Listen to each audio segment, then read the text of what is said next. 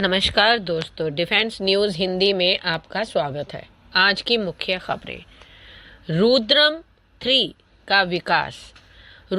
का विकास रक्षा अनुसंधान और विकास संगठन यानी DRDO द्वारा किया जा रहा है। यह भारत की पहली स्वदेशी एंटी रेडिएशन मिसाइल है, जिसे दुश्मन के रडार और संचार प्रणालियों को नष्ट करने के लिए डिज़ाइन किया गया है।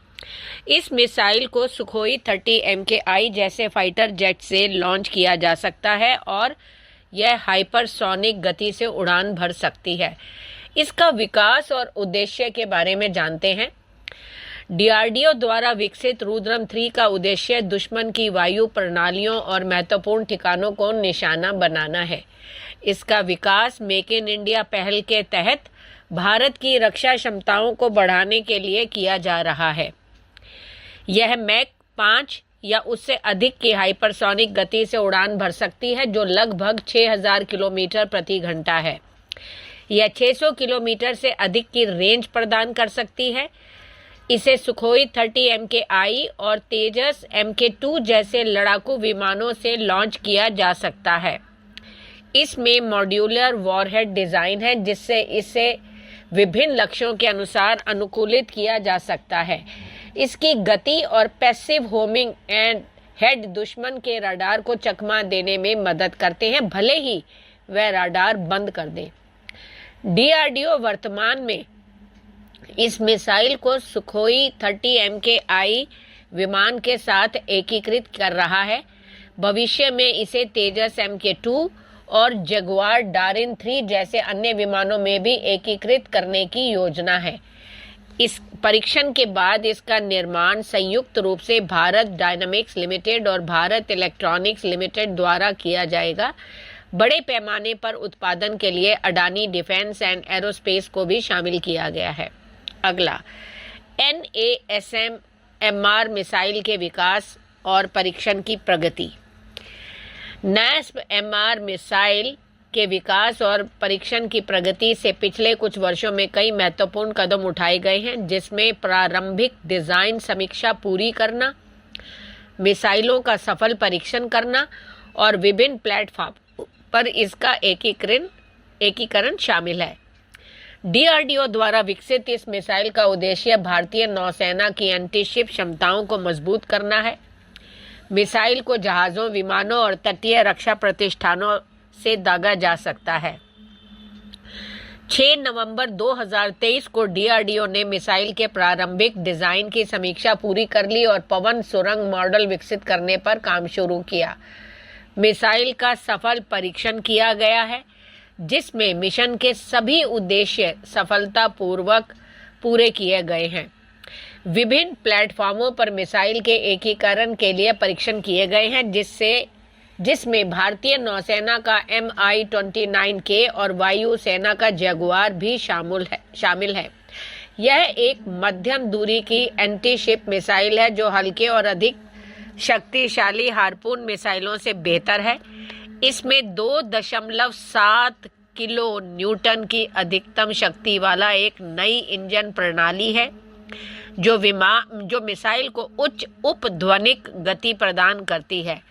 इसकी परिचालन सीमा 250 से 350 किलोमीटर तक है और कुछ मॉडलों में ठोस ईंधन रॉकेट बूस्टर लगे हैं, जो इसकी रेंज और गति को बढ़ाते हैं।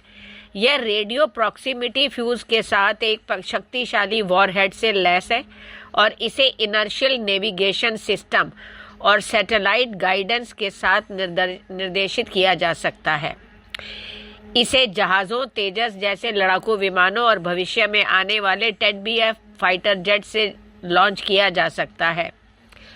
NASM-MR मिसाइल भारतीय नौसेना को एक मजबूत और शक्तिशाली जहाज रोधी रक्षा प्रणाली प्रदान करती है, जिसमें से इसकी क्षमताएं और बढ़ जाती हैं। यह तटीय रक्षा बैटरियों में एकीकृत की जाएंगी, जो भारतीय तटीय सुरक्षा को मजबूत करेगी। इस मिसाइल का विकास और उत्पादन भारत की रक्षा प्रौद्योगिकी को बढ़ावा देता है और विदेशी हथियारों पर निर्भरता को कम करता है। अगला, इंडियन एयरफोर्स को मिला अभय डिकॉय ड्रोन। भारतीय वायुसेना की युद्ध रणनीति में अब एक नया और महत्वपूर्ण हथियार जुड़ गया है, अभय एंटी रडार डिकॉय ड्रोन। यह ड्रोन दुश्मन के हवाई क्षेत्र में घुसपैठ करने वाले लड़ाकू विमानों के लिए एक सुरक्षा कवच के रूप में काम करेगा। एंड्रोन सिस्टम्स ने इसे अत्याधुनिक स्वदेशी तकनीक को तेजी से विकसित किया और इसे IAF को सौंप दिया।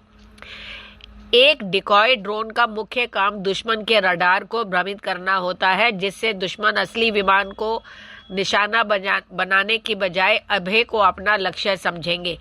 इससे इंडियन एयरफोर्स के पायलट और कीमती फाइटर जेट सुरक्षित रहेंगे। अभय ड्रोन की तकनीक भारतीय वायुसेना की सर्विलांस यानी निगरानी और स्ट्राइक मिशनों की सफलता को सुनिश्चित करने में महत्वपूर्ण भूमिका निभाएगी। आखिर ये डिकॉय काम कैसे करता है? डिकॉय ड्रोन युद्ध क्षेत्र में एक बहुत ही प्रभावी और किफ़ायती हथियार है। अभय को इस तरह से डिज़ाइन किया गया है कि यह दुश्मन के रडार को यह विश्वास दिलाए कि वह असली लड़ाकू विमान है। जब दुश्मन का रडार अभय को लॉक करता है और उस पर मिसाइल दागता है, तो हमारा असली लड़ाकू विमान सुरक्षित दूरी से अपना हमला पूरा कर सकता है। इस तरह यह दुश्मन की कीमती मिसाइलों और हथियार को बर्बाद करने का भी काम करता है।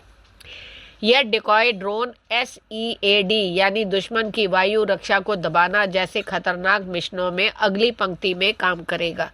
अगला, DRDO का futuristic unmanned fighter aircraft. DRDO का फ्यूचरिस्टिक अनमैन्ड फाइटर एयरक्राफ्ट एक गुप्त परियोजना है जिसका उद्देश्य एक स्टेल्थ स्वायत्त लड़ाकू विमान विकसित करना है। यह परियोजना भारतीय वायुसेना के लिए एक महत्वपूर्ण उपलब्धि होगी और इससे रणनीतिक हमले, मिसाइल हमले और दुश्मन के हवाई सुरक्षा को खत्म करने जैसे मिशनों को अंजाम देने की क्षमता होगी। यह विमान उन्नत हथियारों से लैस होगा और इसे मौजूदा लड़ाकू विमानों के साथ मिलकर भी इस्तेमाल किया जा सकेगा। इसकी प्रकृति जो है वो ये है कि DRDO इसे UCAV यानी मानव रहित लड़ाकू विमान को पूरी गोपनीयता से विकसित कर रहा है।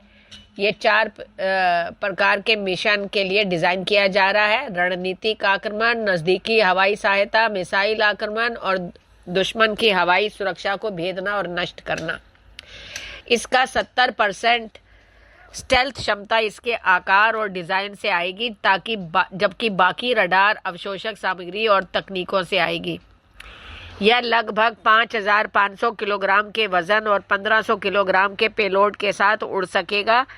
इसे HAL द्वारा विकसित HTFE-25 इंजन का इस्तेमाल किया जा सकता है और इसे उच्च गति और तेज़ी से उड़ान भरने में सक्षम बनाएगा। इसका कॉम्बैट रेडियस लगभग 1,500 किलोमीटर होगा। भविष्य में इसे Su-30 MKI जैसे मानव युक्त विमानों के साथ मिलकर इस्तेमाल किया जा सकता है, जिससे भारतीय वायुसेना की शक्ति बढ़ेगी। अगला, DRDO ने सैन्य संचार के लिए भारतीय रेडियो सॉफ्टवेयर आर्किटेक्चर जारी किया। DRDO ने मंगलवार को भारतीय रेडियो सॉफ्टवेयर आर्किटेक्चर यानी IRSA जारी किया, जो सैन्य संचार में सूचना के परस्पर इस्तेमाल को सक्षम बनाएगा। इसकी शुरुआत पहले 2021 में हुई थी, जब आधुनिक सैन्य संचार में SDR की महत्वपूर्ण भूमिका पर ध्यान दिया गया था और एक राष्ट्रीय सॉफ्टवेयर मानक की आवश्यकता महसूस की गई। इसके बाद 2022 में भी DRDO के नेतृत्व में एक तकनीकी टीम ने IDS और तीनों सेनाओं के साथ मिलकर संचालन और उपयोगकर्ता आवश्यकताओं को एकत्रित किया। विभिन्न हितधारकों के साथ व्यापक समीक्षा और परामर्श के बाद IRSA संस्करण 1.0 को मंजूरी दी गई, जिससे यह भारत का पहला राष्ट्रीय मानक बन गया है जो सॉफ्टवेयर परिभाषित रेडियो के लिए एक मानकीकृत सॉफ्टवेयर आर्किटेक्चर को परिभाषित करता है। अगला, स्वदेशी एडवांस मीडियम कॉम्बैट एयरक्राफ्ट कार्यक्रम के लिए आयरन बर्ड टेस्ट सुविधा। एरोनॉटिकल डेवलपमेंट एजेंसी ने स्वदेशी एडवांस मीडियम कॉम्बैट एयरक्राफ्ट कार्यक्रम के लिए आयरन बर्ड टेस्ट सुविधा स्थापित करने के लिए हाल ही में एक रिक्वेस्ट फॉर प्रपोजल जारी किया है। यह भारत की 5वीं पीढ़ी के स्टेल्थ लड़ाकू विमान के विकास में एक महत्वपूर्ण कदम है। एमका के लिए आयरन बर्ड नामक एक ग्राउंड आधारित परीक्षण सुविधा स्थापित करना इसका उद्देश्य है। इस सुविधा को लगभग 30 महीनों के भीतर पूरी तरह से चालू करने का लक्ष्य है। आरएफपी में यांत्रिक संरचनाओं, हाइड्रोलिक रिग्स, हाइड्रोलिक प्लेम्बिंग और एक हथियार सिमुलेटर सहित एक व्यापक आयरन बर्ड सेटअप बनाने की मांग की गई है।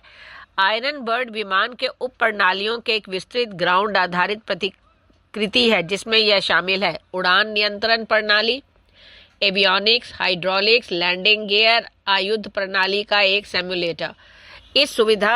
यह सुविधा इंजीनियरों को हवा में उड़ान भरे बिना वास्तविक परिचालन उड़ान स्थितियों का अनुकरण करके महत्वपूर्ण प्रणालियों का व्यापक परीक्षण और सत्यापन करने की अनुमति देता है। इस टेस्ट सुविधा की स्थापना एमका कार्यक्रम के लिए महत्वपूर्ण है, क्योंकि यह निम्नलिखित में मदद करेगी: प्रारंभिक चरण में सिस्टम एकीकरण की समस्याओं का पता लगाना और उनका समाधान करना। दूसरा, उड़ान परीक्षणों को सुगम बनाना और विकास चक्र को तेज करना। तीसरा, यह सुनिश्चित करना कि उड़ान परीक्षण शुरू होने से पहले सभी महत्वपूर्ण प्रणालियां निर्दोष रूप से काम करती हैं। धन्यवाद।